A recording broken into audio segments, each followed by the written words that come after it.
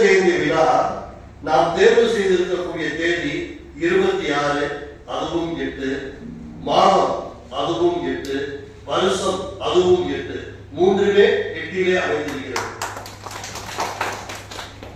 பகவான் ஸ்ரீ கிருஷ்ணன் பிறந்ததும் 8வதாக பிறந்தவர் என்பதனால்தான் அவர் அந்த அஷ்டமி 8வதாக பிறந்தார்.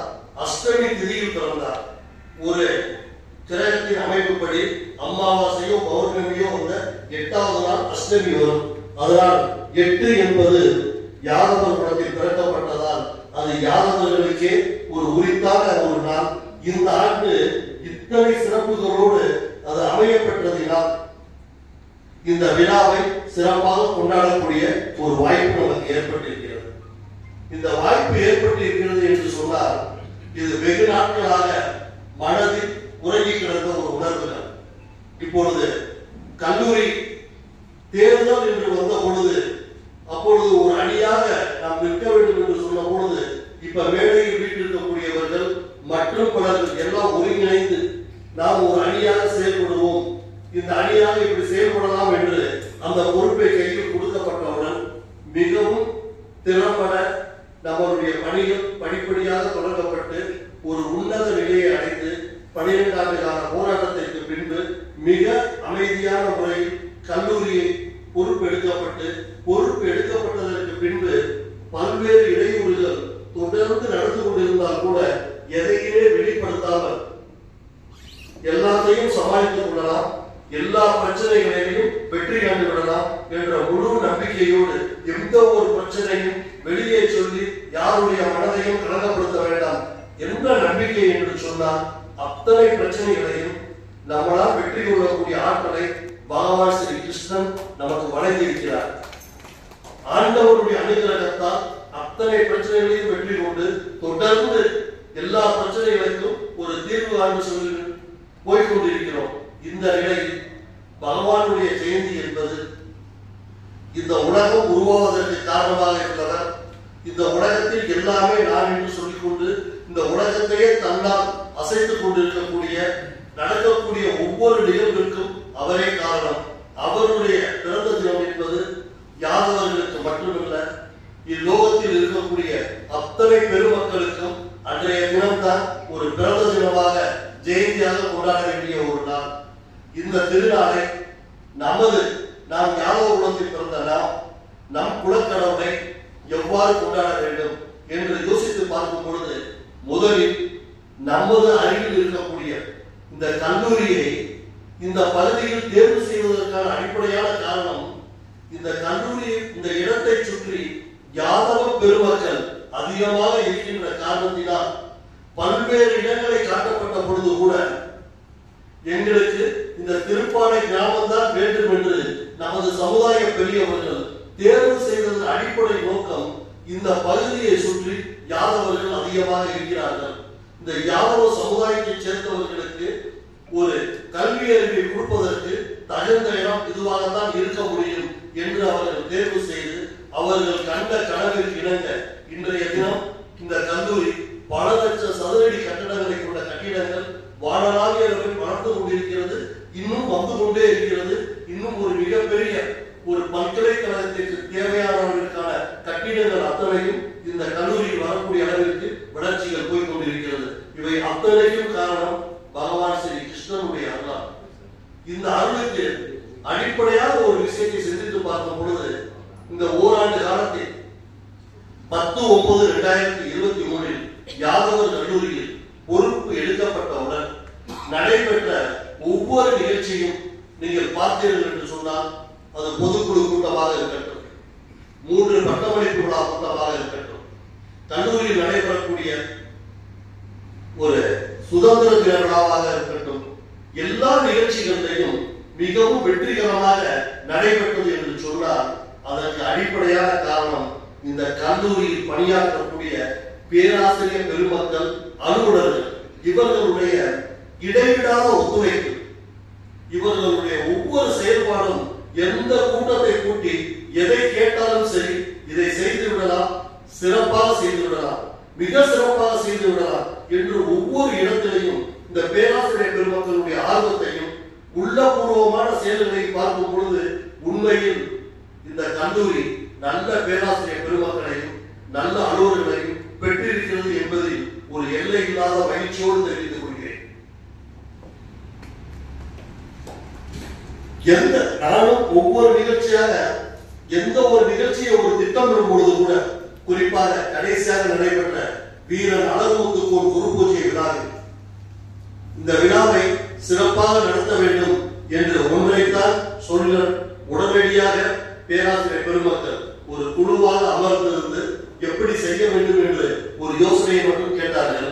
இந்த மாதிரி வருகின்றவர்களுக்கு முதலில் ஒரு குடிநீராவது வழங்க வேண்டும், இல்ல நீர் போராவது வழங்க வேண்டும் என்று அவர்களுடைய பேச்சுக்களை தொடங்கி வரும் பொழுது முடிவாக ஏன் வருகிறவர்களுக்கு ஒரு வெஜிடபிள் பிரியாணி, ஒரு தயிர் சாதம் போன்ற உணவு வகைகளை நாம் கொடுத்து எத்தனாயிரம் பேர் வந்தாலும் கூட அத்தனை பேருக்கும் உணவு வழங்கலாம். குறிப்பாக ஒரு 4000 பேர் வருவார்களா என்று எதிர்பார்த்தோம்.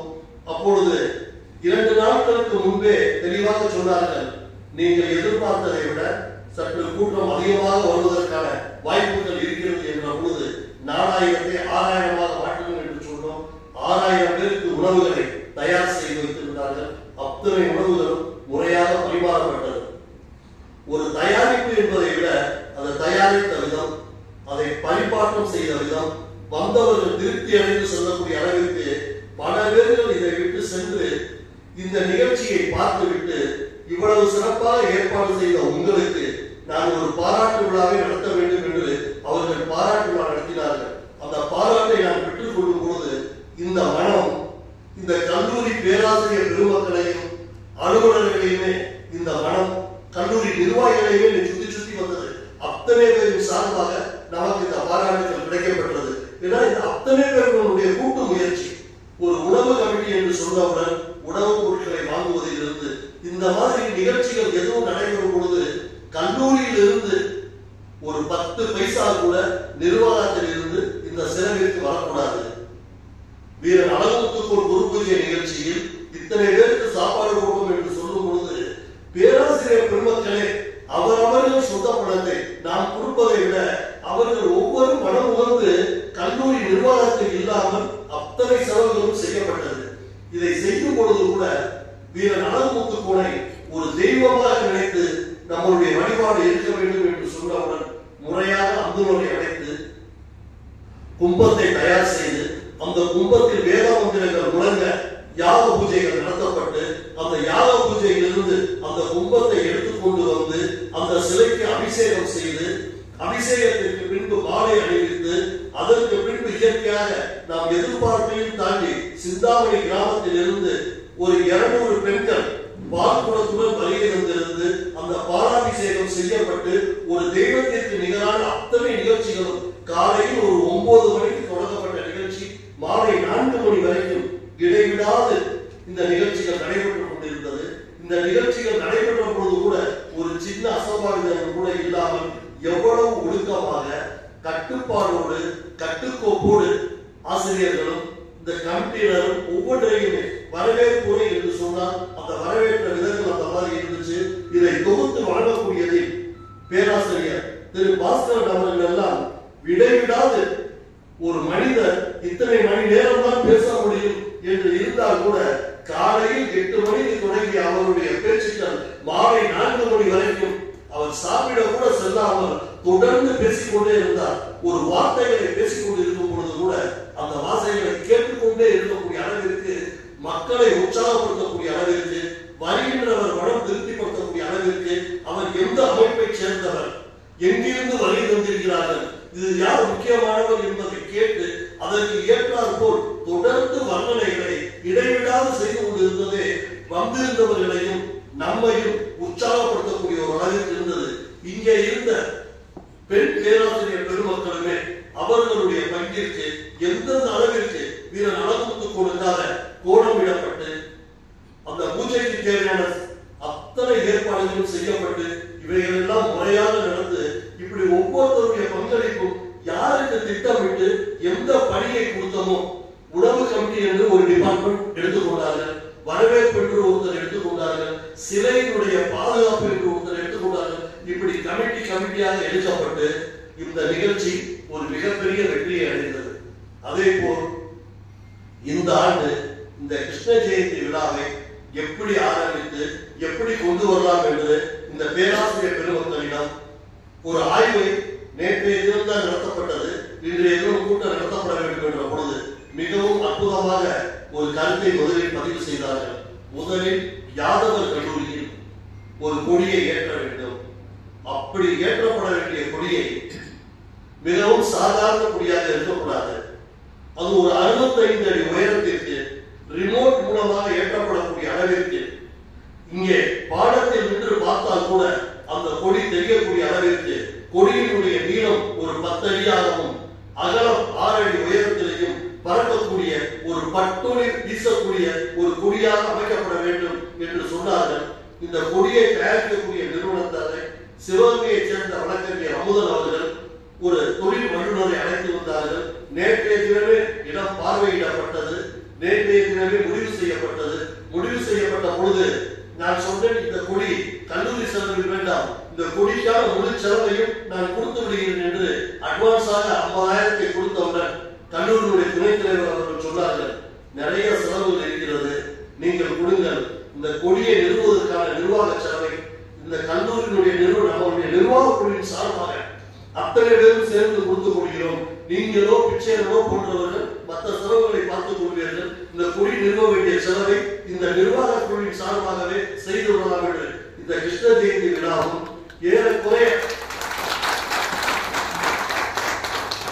இந்த நிர்வாகத்திலிருந்து இந்த இடத்தை கொடுத்து இந்த நமக்கான உற்சாகத்தை கொடுப்பதற்கு மட்டும் கல்லூரியை பயன்படுத்தி கொண்டு இந்த கல்லூரியில் இருந்து ஒரு பைசா கூட இதற்காக தேவையில்லாத செலவுகள் கல்லூரிக்கு வரக்கூடாது என்ற நோக்கத்தில் தான் இந்த விழா ஏற்பாடு செய்யப்பட்டிருக்கிறது. முதலில் யாதவர் கல்லூரியில் தொடங்கப்பட்ட இந்த நிகழ்ச்சி எவ்வாறு கொடியேற்றப்பட வேண்டும் என்பதை ஒவ்வொரு ஏரியாவாக யாதவர் கல்லூரியில் தொடங்கியவுடன் இதனுடைய தொடர்ச்சியாக அடுத்த இடம் நாம் கொடியேற்றுவதற்காக முதலில் குறிப்பாக நிறைய கிராமங்களில் இருந்து இதற்கான விண்ணப்பங்கள் கொடுக்கப்பட்டிருந்தாலும் கூட முதல் முறையாக ஒரு 80 கிராமத்தில் ஏற்றலாம் என்று சொன்ன பொழுது பேராசிரியர் பெருமக்கள் சொன்னார்கள், நாம் காலையிலிருந்து மாலை பொழுது வரைக்கும் செல்வதற்கு அதில் பாதியாகிய 40 கிராமங்களில் இந்த ஆண்டு ஏற்றிக் கொள்வோம், அடுத்த ஆண்டு திட்டமிட்டு அதையே 80க்கு கொண்டு செல்வோம் என்று சொன்னார்கள். இவ்வாறு ஒரு 40 கிராமங்களுக்கு கொடியை ஏற்ற வேண்டும் என்று முடிவு செய்த பொழுது 40 கிராமங்களுக்கும் நம்மளுடைய திட்டமிடல், இதற்காக ஒவ்வொரு பேராசிரியரும் ஒருவர் ஒரு கிராமத்தை அந்த பொறுப்பை எடுத்துக்கொண்டு ஒரு நமது கல்லூரியை யாதவ சமுதாயத்தை மாணவர் ஒருவர் எடுத்துக்கொண்டு அந்த கிராமத்தின் பொறுப்பாக அந்த கிராமத்தை சேர்ந்த ஒரு பெரியவரையும் அழைத்துக் கொண்டு ஒரு அந்தந்த கிராமத்திற்கு ஒரு கமிட்டி என்ற முறையில் அந்த 3 பேர் எடுத்துக்கொண்டால் அவர்கள் அந்த கிராமத்தை பற்றி மட்டுமே அவர்களுடைய சிந்தனையாக இருக்கும். அந்த கிராமத்தை பற்றிய மட்டும் சிந்தனைகளில் ஒரு கிராமத்தில் எவ்வாறு செய்யப்படுகின்றதோ அதே மாதிரியாக 40 கிராமங்களுக்கும் இப்பொழுது நம்மளுடைய திட்டமிடல் 40 கிராமத்திற்கும் கொடியை ஏற்றுவது, ஒரே மாதிரி கொடியை அமைத்துக் கொடுப்பது, அதற்கான கயிறுகள்ல இருந்து அங்கே பகவான் ஸ்ரீ கிருஷ்ணனின் படத்தை வைப்பது, அந்த படத்திற்கு மாலை போடுவது, கொடியிலிருந்து விடக்கூடிய மாலையை விட வேண்டியது, திரும்ப ஒவ்வொரு இடத்திலும் அங்கே இருக்கக்கூடிய மாணவ மாணவியர்களுக்கு ஏதேனும் ஒரு சின்ன பரிசுகளை வழங்குவது போன்ற நிகழ்ச்சிகளை தொடர்ந்து சொல்ல வேண்டியது, பெண் பேராசிரியர் பெருமக்களுமே அத்தனை பேரும் ஒவ்வொரு நிகழ்ச்சியிலும் கலந்து கொள்ளக்கூடிய அளவில் நமது சமுதாயத்தைச் சேர்ந்த ஏறக்குறைய யார் யாரெல்லாம் வாகனம் இருக்கின்றதோ வாகனத்தோடு வருகை தரும் பொழுது ஒவ்வொரு கிராமமாக நாம் செல்லும் பொழுது நம்மளுக்கு சமுதாயத்தில் இருக்கக்கூடிய ஒரு மிகப்பெரிய ஒற்றுமையை வளப்படுத்தக்கூடியதாக இருக்கும். நம்மளுடைய வெற்றி 2 இடத்தில் தான் நின்று கொண்டிருக்கிறது. ஒன்று ஒற்றுமை, மற்றொன்று மனோதைரியம். இந்த 2 இருக்கும் பொழுது இந்த கிருஷ்ண ஜெயந்தியினுடைய விழா இது சமுதாயத்தினுடைய ஒரு விழிப்புணர்ச்சி நாளாகவே மாறிக்கொண்டே வந்து இருக்கும். நம்மளுடைய அடிப்படை நோக்கம் சமுதாய சேவை என்பது இந்த பிற்படுத்தப்பட்ட மக்கள் அத்தனை பேருக்கும் என்ன சேவைகள் செய்ய முடியும், நமக்கு என்ன கிடைக்கும் என்பதற்காக இந்த சேவையை, பிறருக்கு என்ன செய்ய முடியும் என்ற நோக்கத்திற்காக இந்த சேவை. அப்படி ஆரம்பித்து இந்த நிகழ்ச்சியை நடைபெறும் பொழுது முதலில் யாதவர் கல்லூரியில் அந்த 65 அடி உயரம் கொடியை ஏற்றப்படும். இதற்கு அடுத்தபடியாக பொறியாளர் நகரில் கொடியேற்றப்படும். அடுத்தபடியாக வீரவாண்டி கொட்டக்குளம், அடுத்து ஊமச்சிக்குளம், கொடிமங்கலம், கூடப்பாண்டி, மத்திகுளம், அண்டமான், சின்னப்பட்டி, சத்திரப்பட்டி, பொய்க்கலைப்பட்டி, லட்சுமிபுரம், மாங்குளம், பிள்ளிச்சேரி, மாத்தூர், திருவிழாப்பட்டி, அரும்பலூர், புதூர், சுந்தரராஜன்பட்டி, நரசிங்கம், பனைகுளம், வளர்ச்சிக்குளம், ஒத்தக்கடை, திருமேகூர், புது தாமரைப்பட்டி, ஆண்டாள் குட்டாரம், விரகனூர், கருப்பானூர்னி, புத்தங்குடி, சர்வேயர் காலனி, சூர்யா நகர், கண்ணனேந்தல், நாராயணபுரம், கிருஷ்ணா நகர், ஆலப்புரம், பூதக்குடி, லட்சுமிபுரம்,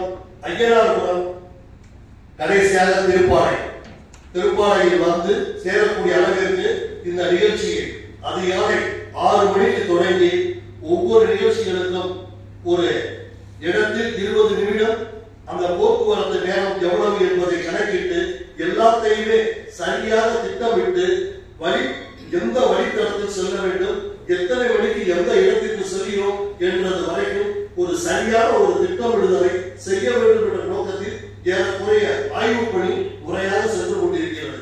இந்த ஆய்வு பணி பிரகாரம் அதிகாலையில் 6 மணிக்கு யாதவர் கல்லூரியில் தொடங்கக்கூடிய நமது பணி அப்படியே ஒவ்வொரு நிமிடமும் இடைவிடாது யாதவ மக்களை மட்டும் இல்லாமல் இதனுடைய அழைப்புதலை கொடுக்கும் பொழுது அந்த கிராமத்தில் இருக்கக்கூடிய பெரியவர்கள், ஊரில் இருக்கக்கூடிய செல்வாக்கு மிக்க மனிதர்கள், அரசியல் கட்சியை சேர்ந்தவர்கள் அத்தனை பேரையுமே இறைவனுடைய வழிபாட்டிற்கு வரும்படி அழைப்புதல் கொடுத்து இவ்விழா மிக சிறப்பாக, இது ஒரு சமுதாயப்படியான விழாவாக மிக சிறப்பாக நடைபெறக்கூடிய அளவிற்கு அடுத்த இலக்கிற்கு இதை எடுத்துச் செல்ல வேண்டும்.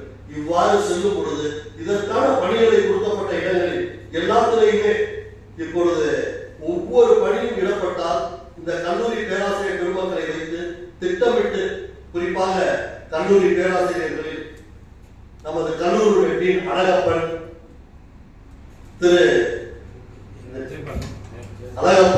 திரு ஜெயப்பா, திரு பாஸ்கரன், திரு பரந்தாமன், திரு பாலசுப்ரமணியன், திரு ராஜகோபால், சுப்பிரமணியன், இப்படி போட்ட எல்லா பேராசிரியர்களுமே ஒரு கூட்டம் என்று சொல்றவுடன் அதே போல் துணை பேராசிரியர்கள் அத்தனை பேர்களுமே வந்து ஒருத்தருக்கு ஒருவர் விட்டுக் கொடுக்காமல் மூத்த பேராசிரியர் குணசேகரன் போன்றவர்கள் எல்லா பேருமே இந்த நிகழ்ச்சியை எவ்வாறு சிறப்பாக நடத்த வேண்டும். நேற்றைய தினம் ஒரு நிமிடம் ஒரு ஆய்வு செய்யலாம் என்று சொன்ன பொழுது அங்கே பார்த்தால் 50 பேராசிரியர் பெருமக்கள் அந்த கொடியை எவ்வாறு அமைக்க வேண்டும், அந்த இடத்தை பூங்கா போல் எப்படி மாற்ற வேண்டும், என்ன செய்ய வேண்டும் அப்படின்ற ஏற்பாடு, இவ்வளவு நிகழ்ச்சிகளும் நடந்து செல்லும் பொழுது இடையில் எந்த இடத்தில் வரக்கூடிய அத்தனை பேருக்கும் மதிய உணவை ஏற்பாடு செய்வது, அதற்கான பணியை எப்படி தொடங்குவது என்ற ஆலோசனையோடு எல்லா விதத்திலும் ஒரு நிகழ்ச்சி மிகப்பெரிய வெற்றி அடைய வேண்டுமானால் நம்மளிடம் சரியான திட்டமிடல் இருக்க வேண்டும். சரியான திட்டமிடலோட மிக முக்கியமான கருத்து, எந்த பகுதியை யாரிடம் ஒப்படைக்கிறோமோ அந்தந்த பகுதியை அவரவர் சிறப்பாக பார்த்துக் கொண்டால் அத்தனை பகுதியும் சிறப்பாக அமைந்துவிடும். எப்பொழுதுமே இதுவரைக்கும் நடந்த எல்லா நிகழ்ச்சிகளிலையும் வெற்றி நமக்கு எப்படி தேடி வந்தது, எல்லா நிகழ்ச்சிகளையும் பாராட்டுதல் எப்படி கிடைக்கப்பட்டது என்று சொன்னால் பேராசிரியருடைய திட்டமிடல் மிக சரியாக. உதாரணத்திற்கு பட்டமளிப்பு விழா நடக்கிறது என்று சொன்னால் வரவேற்புரை யார் பார்ப்பது, அதனுடைய சான்றிதழை யார் வைத்துக் கொள்வது, மேடையை யார் பார்த்துக் கொள்வது, சீட் அரேஞ்ச்மெண்ட் யார் செய்வது என்று ஒவ்வொரு கமிட்டியாக உணவை யார் பார்த்துக் கொள்வது என்று அவர்களுக்குள்ளே ஒரு கமிட்டியை ஏற்பாடு பண்ணி செய்யும் பொழுது அவரவர் பணிகளை அவரவர் பார்த்துக் கொண்டு இருக்கும் பொழுது நிறைவாக பார்க்கும் பொழுது எந்த நிகழ்ச்சியிலையுமே இது தவறாக நடந்துவிட்டது, இது குறைவாக நடந்துவிட்டது, இது குறை சொல்லக்கூடிய அளவுக்கு நடந்துவிட்டது என்று சொல்ல முடியாத அளவிற்கு ஒவ்வொரு நிகழ்ச்சியும் வெற்றியை காண்பதற்கு காரணம் நம்மளுடைய பிளானிங். அதே பிளானிங் மெத்தட்ல இப்பொழுது இதுவரைக்கும் நடந்த நிகழ்வுகள் அத்தனையும் ஓராண்டு காலம் கல்லூரிக்கு உள்ளேயே இந்த நிகழ்ச்சியை நடத்தி கொண்டிருந்தோம்.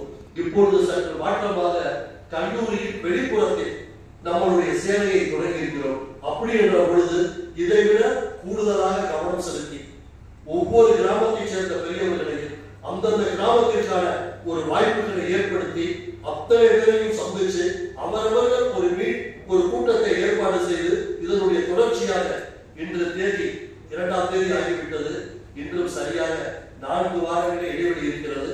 இந்த 4 வார காலமும் நம்மளுடைய இடைவிடாத ஒரு பயிற்சியோடு இதை கொண்டு சென்றோம், திட்டமிடலோடு சரியாக வழிநடத்தினோம் என்று சொன்னால் நிச்சயமாக மிகப்பெரிய ஒரு வெற்றி அடையும். இப்பொழுது நம்மளுடைய நோக்கம் கொடியேற்றுவது, பகவான் ஸ்ரீ கிருஷ்ணனுக்கு மாலை அணிவித்து அதை செய்வது. இது போல வேற என்னமும் சிறப்பாக செய்யலாம். அதே நேரத்தில் எல்லா இடங்களிலும் ஆகக்கூடிய செலவுகளை கூட நம்மளுடைய செலவுகளாகத்தான் இருக்க வேண்டுமே தவிர கல்லூரியின் செலவாக எந்த ஒரு பொது நிகழ்ச்சிகளையும் பயன்படுத்துவது கிடையாது. குறிப்பாக கூட தம்பி சிவராமன் கூட அடிக்கடி சொல்லிக் கொண்டிருப்பார், ஒரு காப்பி வாங்கி நம்ம காலேஜில் சாப்பிடுறதுனா கூட நம்ம காசை வாங்கி கொடுத்து சாப்பிடணும்னு அன்னை சொல்லிக்கிட்டே இருக்காரு அப்படின்ட்டு. நிச்சயமாக இங்க சேவை செய்வதற்கு மட்டுமே நம்மளுடைய மனம் ஐக்கியமாக இருக்க வேண்டுமே தவிர இந்த கல்லூரிக்கு நம்ம என்ன செய்யணும் என்ற சிந்தனை யாருக்கும் கிடைக்காத ஒரு பாக்கியம் நமக்கு கிடைக்க பெற்றோம். இந்த நட்பாக்கியத்தை மற்றவர்களுக்கு நன்மை வைக்கக்கூடிய அளவில் சிறப்பாக செய்ய வேண்டும். இதை கடந்த ஓராண்டு காலத்தில் இப்பொழுது 10/9 வந்து விட்டால் 10 மாதங்கள் நாம் கடந்து வந்து விட்டோம். இதை ஒன்று ஒன்றாக பார்க்கும் பொழுது எந்த விதத்திலேயுமே ஒரு சிலரை தவிர மற்ற எல்லாமே சரியா வந்தது. அந்த ஒரு சிலரையும் இருப்பவர்களே சரி செய்து எல்லாரையும் சரி செய்து விட்டார்கள். கல்லூரியில் ஒரு துளி அளவு கூட குழப்பம் என்பது நிலவாத நிலையில் ஒற்றுமை என்பதை வேறக்கூடிய அளவில் மிக சிறப்பாக தெளிவாக, அதே நேரத்தில் மூத்த பேராசிரியர்கள் அவர்கள் ஒவ்வொருவருமே இதை கலந்து ஆலோசனை செய்து அவர்களை கலக்காமல் எதுவும் செய்வதில்லை. அவர்களுடைய கோரிக்கையை முழுமையாக ஏற்று இந்த நிர்வாகம் செயல்பட்டுக் கொண்டிருப்பதால் மிகவும் சிறப்பாக போய்கொண்டிருக்கிறது. இதனுடைய தொடர்ச்சியோடு நம்மளுடைய நிலைப்பாட்டை மிக சரியாக இந்த கிருஷ்ண ஜெயந்தி விழாவை ஒரு தமிழ்நாடே திரும்பி பார்க்கக்கூடிய அளவிற்கும், இதை ஒரு மகிழ்ச்சி அடையக்கூடிய அளவிற்கும், இதை பெருமையாக மற்றவர்கள் சொல்லக்கூடிய அளவிற்கும் மிகவும் கட்டுக்கோப்போடு, ஒற்றுமையோடு, ஒழுக்கத்தோடு